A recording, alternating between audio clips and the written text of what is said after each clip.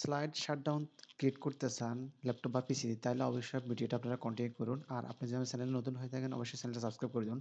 তো at first আমরা এই মাউসের রাইট বাটন ক্লিক করে এই যে নিউতে গিয়ে শর্টকাট এখানে লিখব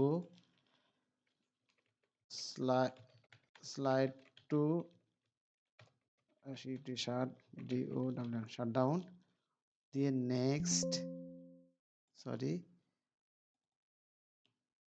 এটা আমি কাট করে নিচ্ছি, আমার আগেরটা আমি ডিলিট করে দিচ্ছি। ওকে, আমি এখানে লিখবো এই যে স্লাইড টু শাটডাউন। আপনি স্ক্রিনটা ভালো করে ফলো করুন, তারপর ভিডিওটা কন্টিনিউ করুন। Next, finish. ওকে, আমাদের কমপ্লিট।